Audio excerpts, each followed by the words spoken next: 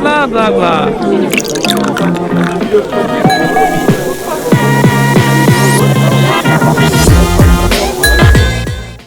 Bienvenue dans Happy Hour, le podcast où l'on prend le temps de parler des boissons autrement. Ici, on parle d'histoire, de savoir-faire, de culture, de marketing et de ce qu'il y a vraiment dans nos verres et derrière.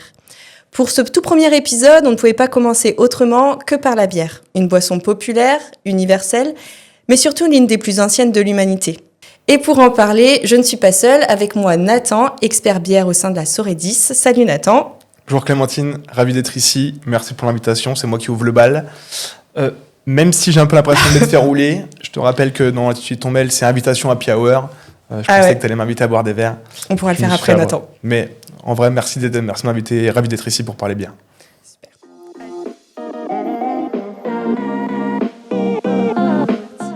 Alors, avant d'être une boisson de bar ou de terrasse, la bière, c'est d'abord un accident heureux, comme la crêpe Suzette ou la tarte tatin.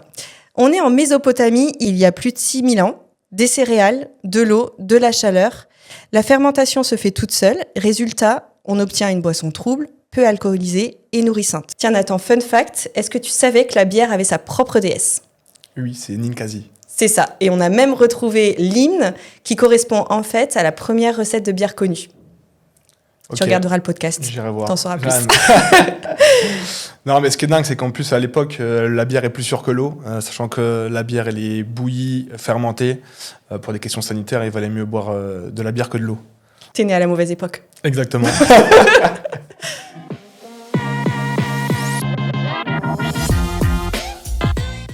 Dans l'Antiquité, la bière voyage, Égypte, Gaule, peuple du Nord. En Égypte antique, la bière devient presque une institution. Les ouvriers des pyramides en recevaient chaque jour comme ration. Ce n'était pas un luxe, c'était un aliment. Chez les Grecs et les Romains, on préfère le vin. La bière est vue comme une boisson barbare, celle des peuples du Nord. Déjà à l'époque, il y avait un débat culturel. Puis arrive le Moyen-Âge et là, tout s'organise. Les monastères deviennent des centres de brassage, on améliore les recettes, on structure les procédés. C'est à cette époque que le houblon s'impose, il apporte de l'amertume, mais surtout, il conserve la bière. Exactement, le houblon a plusieurs caractéristiques. Il est soit amérisant, soit aromatique, des fois les deux. Okay. Mais en fait, à cette période-là, c'est pas ce qui intéresse forcément les brasseries, c'est surtout ces caractéristiques qui sont antioxydantes, antibactériennes, et qui sont aussi... il est un excellent agent conservateur. D'accord. Pour la partie plutôt goût aromatique, on utilise plutôt ce qu'on appelle un gruit, c'est-à-dire un mélange d'herbes fraîches, locales du moment. D'accord, ouais, le houblon en fait n'a pas été découvert à cette époque, mais il s'impose vraiment dans les procédés à cette époque. Exactement, okay. En tout cas, et en fait il est mis en avant un peu plus tard avec un célèbre style qui est né au XVIIIe siècle qui s'appelle les IPA. D'accord. On en parlera plus tard si tu veux. Ça marche. Petit rappel important, Nathan, et pas des moindres. Pendant longtemps, brasser, c'est un métier domestique, donc plutôt réservé aux femmes. Alors, j'ai un fun fact pour toi. À l'époque, les femmes brassent dans des gros chaudrons. Et pour faire savoir qu'elles vendent de la bière, elles déposent un balai devant la porte. Ok. Et autre détail, pour être visibles sur les marchés, elles portent souvent un chapeau haut, voire pointu. Ok. Ça te fait penser à quelque chose ? Harry Potter. Hermione. Je m'y attendais pas à celle-là. Alors, c'est-à-dire du coup, des sorciers. Voilà, pardon. C'est ça. Effectivement, alors c'est un fun fact. Certains historiens associent l'image de la sorcière telle qu'on la connaît aujourd'hui aux femmes brasseuses du Moyen-Âge. Ok. Voilà, on va pas s'aventurer plus que ça sur les faits historiques, mais en tout cas, sache que ça a été souvent soulevé. Ok, mais pour faire le parallèle, on parle souvent dans les clichés que la bière est une boisson d'homme, mais en fait pas du tout. Pour avoir la réalité du terrain, moi ce que je vois, c'est qu'il y a énormément de femmes qui représentent des brasseries sur le terrain qu'on croise toutes les semaines, tous les jours. Ok. Il y a des belles associations, je pense à Pink's Boot, à Buveuses de bière qui sont très présentes sur les réseaux, ils vont faire des collaborations dans les brasseries. Par exemple, Buveuses de bière, c'est clairement un club de femmes qui se retrouvent de partout en France, ils se retrouvent pour déguster des bières, relayer sur les réseaux sociaux, aller brasser dans des brasseries. Pink's Boot, c'est pareil.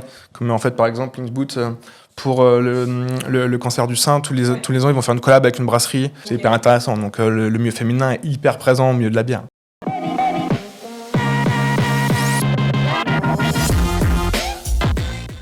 On arrive au 19e siècle et là, tout change.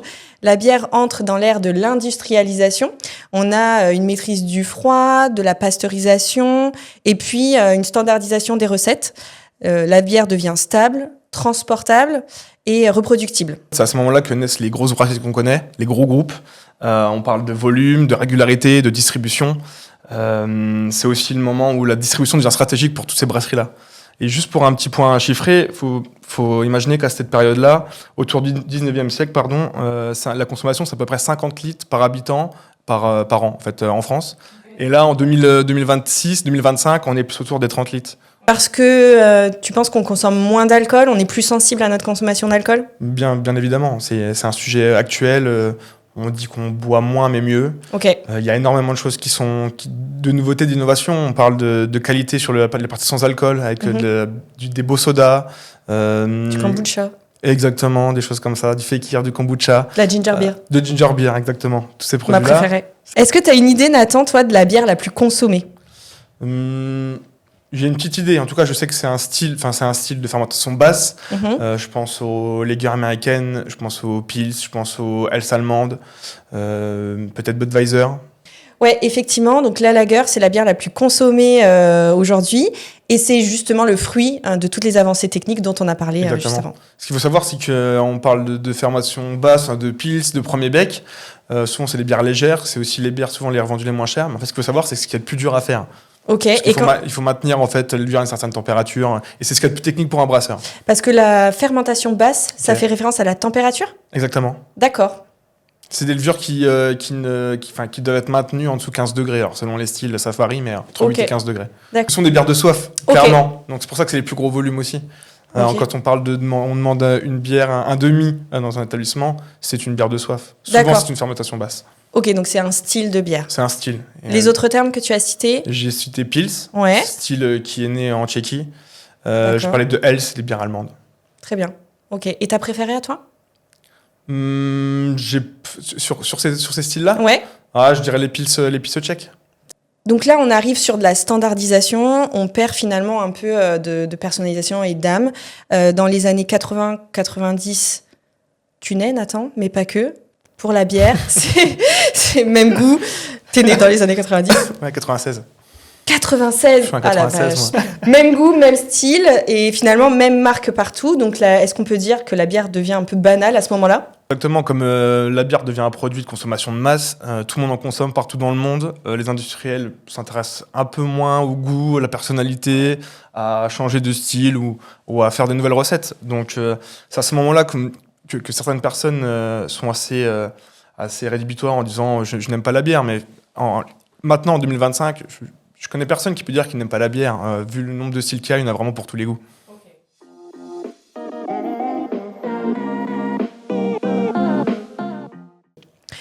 Et puis on arrive dans les années 2000, là c'est l'explosion des microbrasseries, on revient au local finalement.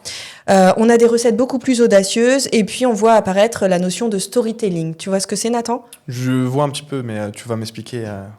Le storytelling, c'est l'art de raconter de belles histoires autour de produits ou de services. C'est là qu'intervient le merveilleux métier de la communication et du marketing comme levier de développement commercial. Ok, je vois.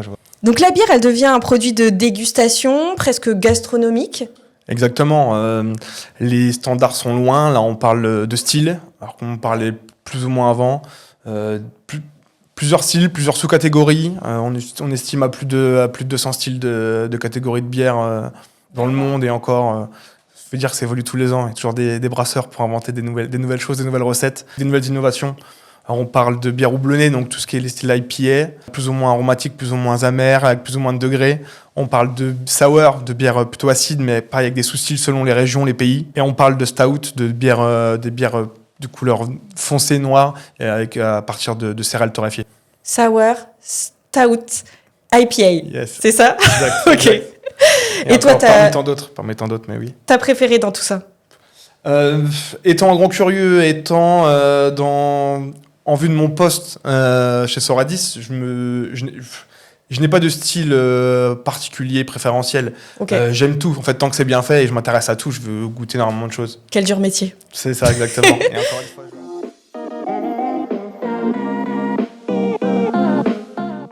On vient de parcourir 6000 ans d'histoire et forcément, ça pose une question. Aujourd'hui, être expert en bière, ça consiste en quoi ? Moi, mon rôle chez Soradis est plutôt assez large, mais dans ma partie vraiment basée sur la bière et la bière spéciale, c'est le sourcing. En fait, c'est la veille, savoir quelles sont les brasseries de demain, surveiller de près. Ayant des dépôts sur tout le quart nord-est, en fait, c'est assez facile de me déplacer et d'aller voir les brasseries. Après, c'est de discuter avec ces brasseries-là, de convenir du meilleur tarif, parce que souvent, ces personnes n'ont pas forcément pensé à un prix pour un distributeur, mais il est important. C'est important de construire tout de suite son tarif. Dans un second temps, une fois que le produit est référencé, c'est le diffuser aux équipes, former sur le produit, raconter les histoires. Une fois que les commerciaux, les équipes techniques, les spécialistes produits connaissent ce produit, après, le but, c'est de le diffuser au sens large aux clients. Et après, c'est là aussi que le marketing intervient, et afin de le mettre sur les catalogues et de le diffuser au sens au plus large. Nous, dans notre métier, je sers aussi de liant entre les fournisseurs, les commerciaux, les clients, la mise en contact de tout ça. Voilà, c'est de l'huile dans le moteur au niveau de la bière. C'est bien plus que vendre des cartons, si je comprends bien. En fait, exactement. C'est bien d'avoir des bons produits, mais après, il faut aller les vendre, il faut aller les proposer aux clients. Ouais. Et on parlait de standards de la bière avant les années 2000. Aujourd'hui, ce n'est plus le cas. Le client ne veut pas juste une simple bière pression. Il veut un produit qui soit adapté à son établissement, à sa clientèle, à ses saisonnalités. On a un éventail de produits qui est très très large. On a un énorme portefeuille. C'est plus de 2000 références à peu près. D'accord. C'est bien d'avoir plein de références, mais il faut les adapter. C'est-à-dire qu'aujourd'hui, si j'ai un client qui fait une soirée à thème, je suis capable de proposer tout un assortiment de bières pour cette soirée, sur un mois en particulier, sur les grands événements de l'année qu'on connaît tous. On va même un peu plus loin. Soradis, le groupe ayant un maillage national. On va rappeler d'ailleurs ce qu'est Soradis pour ceux qui nous écoutent. Donc Soradis, c'est un groupe familial de distribution de boissons. D'accord. On existe depuis 100 ans, c'est une création de 1925, 101 ans. On est dans les 101 ans. À l'heure actuelle, on a fêté nos 100 ans l'année dernière. Dans le B2B ? Exactement. Donc, distribution de boissons cible CHR, café, hôtel, restaurant. Ça va un peu plus large, mais 80% de notre cible, elle est là. Nous, le groupe Soradis est basé sur tout le quart nord-est. Mais on a un maillage national parce que beaucoup d'accords, beaucoup de cousins au national. Donc, c'est-à-dire que oui, on est force de proposition pour nos clients. Et de notre côté, s'il y a un client qui a goûté une bière lors d'un événement en vacances à Marseille comme en Bretagne, avec notre maillage, on est quasiment sûr de pouvoir trouver le produit et d'avoir le produit. Donc ça, c'est une grosse force qu'on a. Et puis l'accompagnement client, la relation client, c'est important chez Soradis ? C'est un peu la priorité, en fait. On a plein de piliers qu'on met souvent en avant dans le groupe. Moi, j'en retiens 2 qui me touchent le plus. C'est 1, la différenciation. D'accord. Et 2, c'est le terrain et c'est la proximité de nos clients. Mais en fait, il n'y a pas l'un sans l'autre. C'est bien d'avoir des produits différenciants, mais si on ne peut pas les présenter sur le terrain, ça sert à rien. Si les clients n'ont pas, ça sert à rien. Donc, on a misé sur quoi ? Sur l'homme. Notre direction, en fait, ce qu'elle a fait, c'est qu'elle a préféré recruter. On a des commerciaux sur tous nos dépôts qui font de l'excellent boulot. Mais à savoir qu'un commercial, il doit vendre de l'eau, du sirop, de la bière, du café. Il ne peut pas être bon en tout, c'est impossible. C'est impossible. Donc, il y a des experts, c'est ça que tu veux me dire ? Exactement. En fait, notre direction a décidé de miser sur le recrutement d'experts, produits, techniques, et surtout de connaissances aussi des différents marchés. On parle de 3 grandes catégories de produits, 4 bientôt. On parle de bière, on parle de spiritueux, on parle de vin, et on parle de café. En fait, c'est les produits qui sont techniques. Et toi, comment tu t'es intéressé à la bière ? C'est depuis longtemps ou tu t'es intéressé chez Soradis vraiment à la bière ? Bonne question. En fait, moi, je suis arrivé fin 2016 en alternant chez Soradis. J'ai fait une licence qui s'appelle Distech, qui se trouve à Nancy. Où d'ailleurs, on peut en parler un petit peu. Vous pouvez vous intéresser à une école très très intéressante. 1 an de licence, seule licence d'Europe qui s'intéresse à la distribution de boissons. Commerce, logistique. On parle de produits, famille produits, de contrats, d'industriels. Très très complet. Donc ça, je l'ai fait en attendant chez Soradis. Donc en 2017, j'ai eu ma licence. Je suis rentré en CDI chez Soradis. Génial. Et en fait, on m'a attribué un portefeuille de 20-30 clients. Et t'avais quel âge ? Et j'avais 21 ans. T'étais le bébé de Soradis. Exactement. c'est ça. En fait, et du coup, j'ai un portefeuille de 15-20 clients. Et des clients qui ont une appétence pour la bière parce que du bar étudiant, du bar avec des bières, l'émergence des premières bières spéciales. Donc en fait, j'y connaissais pas grand-chose en bière, mais je suis rentré les 2 pieds dedans en fait. Enfin, j'étais obligé de m'y intéresser. Donc là, par l'accompagnement de nos partenaires fournisseurs, pour certains qui étaient des vieux briscards et qui m'ont appris ce qu'était la bière belge, le côté traditionnel, en tout cas historique des brasseries belges ou françaises en fait. Et d'un autre côté, moi, c'est à ce moment-là que on parle de brasserie, de style, d'explosion, de microbrasserie. En fait, c'est en plein dedans. Ça tombe là, donc je suis obligé de m'y intéresser. Je m'y intéresse parce que le produit, on voit que c'est très très large et c'est dynamique en fait. Ouais, c'est ça. Donc là, un peu tout seul sur les parties craft, parce qu'on parle. À l'époque, on parlait vraiment de craft. Le mot a un peu évolué. Ça ne tout et rien dire. Mais à cette époque-là, c'est vraiment de l'artisanal pur. D'accord. Donc là, je vais visiter des brasseries, mais comme je vais sur différents secteurs, assez facile de visiter des brasseries. Je me ruine sur Internet à acheter des bouteilles, des canettes, à goûter plein de choses.